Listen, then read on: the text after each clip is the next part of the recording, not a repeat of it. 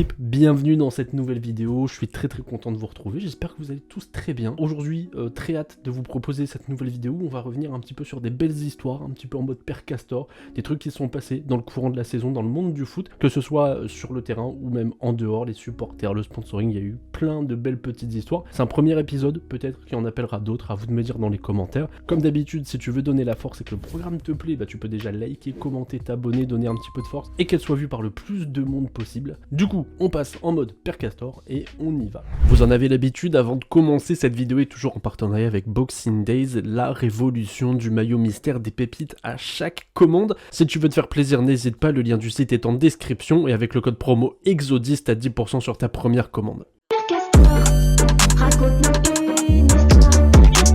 Direction la Roumanie pour la première histoire de cette vidéo où on va retrouver le Corvinul Hunedoara. Alors vous avez certainement jamais entendu parler de ce club parce que bon, déjà si vous vous intéressez au foot, vous connaissez peut-être des clubs roumains mais celui-là pas forcément. Mais c'est un club historique en Roumanie déjà et il a vu passer certains des meilleurs joueurs et entraîneurs roumains dans l'histoire, comme par exemple le grand Mircea Lucescu qui a entraîné le Shakhtar par exemple. Depuis le début des années 90, le club il stagne un petit peu en deuxième division avec comme souvent dans ce genre de club des petits soucis financiers, des changements de nom à répétition depuis le milieu des années 2000. Ils feront même un passage en 3ème division au milieu des années 2000. C'est un club qui galère, mais qui depuis quelques mois sort un petit peu la tête de l'eau avec un effectif déjà 100% roumain, qui applique à la lettre les idées de son entraîneur Florin Maxim sur le terrain, ce qui leur permet déjà d'être super bien classés au championnat en étant 3ème, ce qui leur sert pas à grand chose vu qu'en fait ils peuvent pas être promus en première division parce qu'ils ont le statut de club public, mais surtout qui leur a permis de faire un parcours de zinzin en Coupe de Roumanie où personne les attendait. Déjà, petite perf parce qu'ils sont la seule équipe qui ont remporté leurs 3 matchs de poule, parce que oui, en Roumanie ça marche comme ça, t'as 4 poules de 6 équipes et les 2 premiers de chaque groupe accèdent à la phase à élimination directe. Une poule dans laquelle ils ont battu Sepsi, alors dit comme ça,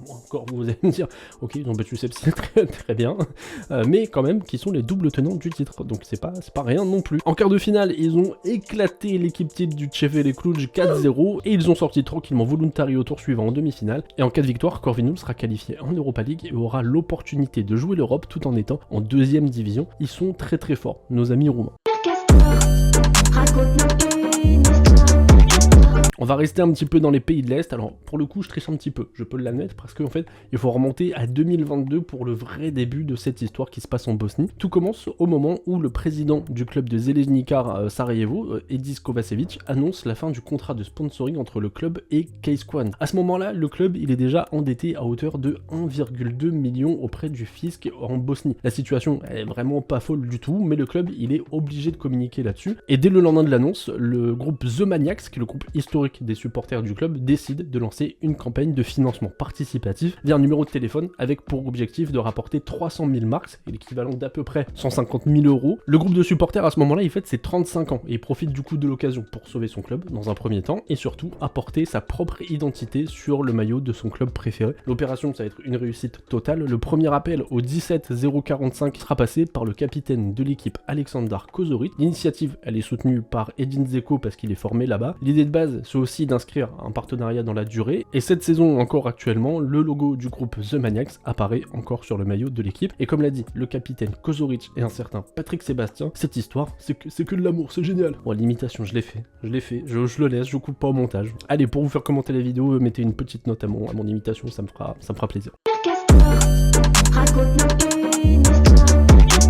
La troisième histoire, ça va être assez court, mais j'étais obligé de la mettre parce que c'est hyper émouvant, et c'est l'histoire de Sven-Göran Eriksson, le mythique entraîneur suédois qui est passé par la Roma, Manchester City, et surtout qui a été sélectionneur de l'équipe nationale anglaise au début des années 2000. En janvier dernier, il annonce une très mauvaise nouvelle, il est atteint d'un cancer du pancréas incurable, et il lui reste a priori moins d'1 an à vivre selon les médecins. 2 mois plus tard, il réalise son rêve de toujours, entraîner Liverpool. Alors, évidemment, vous vous en doutez bien, il va pas prendre la place de Jürgen Klopp, mais lui il en rêve depuis très longtemps, et que même quand il était sur le banc des équipes anglaises qu'il a pu coacher, et ben il voulait entraîner Liverpool, et le club lui a offert cette possibilité en mars dernier lors d'un match caritatif entre l'Ajax et Liverpool. Il est complètement heureux, c'est hyper beau à voir, il est ovationné par un stade qui est plein à craquer. Son équipe en plus remporte le match 4-2 avec des buts de Fernando Torres et Djibril Cissé qui ont permis à Sven du coup de gagner le match le plus important de sa vie. On va rester en Angleterre, je voulais parler du Bromley FC. Ouais, même là si vous êtes un toxico de Football Manager, je suis pas sûr que vous connaissiez. C'est un club qui est bien installé dans les divisions inférieures en Angleterre, qui cette saison a déjà fait pas mal parler de lui à 2 reprises. Déjà, dans un premier temps, ils ont lancé un partenariat avec Xbox et Football Manager, avec le programme The Everyday Tactician, avec comme lot à la clé de cette compétition, un poste de Support Performance Tactician. Yes.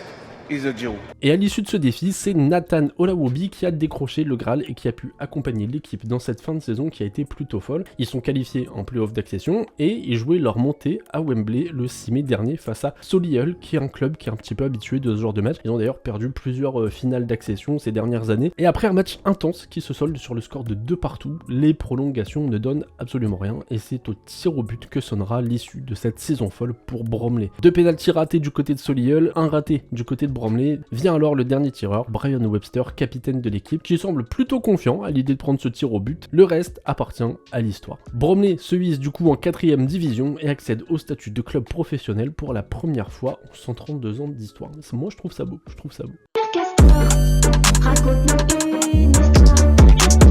Dernière histoire de la vidéo, on part au Japon, mais vous inquiétez pas, on revient très vite en France. En février dernier, le Twittos Arkunir repère un supporter japonais du SCO d'Angers. C'est peu improbable, dit comme ça, mais c'est totalement vrai. Il s'appelle Yu et il aime le SCO d'Angers grâce à Sofiane Bouffal.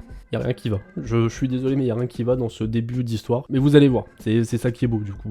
Arkunir, quand il voit ça, il se lance une mission, c'est de faire venir le japonais à Angers. Il faudra pas longtemps pour que le club joue le jeu et lance officiellement l'invitation à Yu, qui sera présent le week-end suivant pour le match face à Saint-Etienne, et le club il s'est pas contenté de juste filer des places. Yu il va donner le coup d'envoi fictif de la rencontre, il a aussi signé plein d'autographes et été interviewé par beIN Sport, une journée de rêve pour Yu qui a quand même fait pas loin de 10 000 km pour assister au match de son équipe préférée. La seule zone d'ombre de cette aventure incroyable c'est la défaite du SCO ce jour-là, mais Yu il est quand même très heureux évidemment, et on en veut plus des histoires comme ça. Trouver des supporters de clubs improbables partout dans le monde et faites-les venir, c'est juste incroyable. Et ben écoutez, c'est la fin de cette vidéo, j'espère que ça vous aura plu, que ce petit florilège d'histoires un petit peu partout dans le monde vous aura fait kiffer. Si vous avez d'autres histoires que vous avez envie qu'on raconte en vidéo, bah écoutez, n'hésitez pas, mettez-les moi en commentaire, envoyez-moi où vous voulez en DM sur Twitter, Instagram, ce que vous voulez. On essaiera de les traiter, voir si on peut faire un épisode 2, ça pourrait être très cool. Si ça vous a plu, bah évidemment vous pouvez liker, commenter, partager, vous abonner, surtout ça donne beaucoup de force, ça référence la vidéo pour qu'elle soit vue le plus possible. Surtout les commentaires, n'hésitez pas à vous lâcher et à proposer des choses. Et écoutez, j'arrête de parler, comme d'habitude je refais toujours trop, les intros sont giga longues à chaque fois, c'est trop. Mais même là, je me rends compte que je parle trop encore. Allez, à bientôt pour une prochaine vidéo.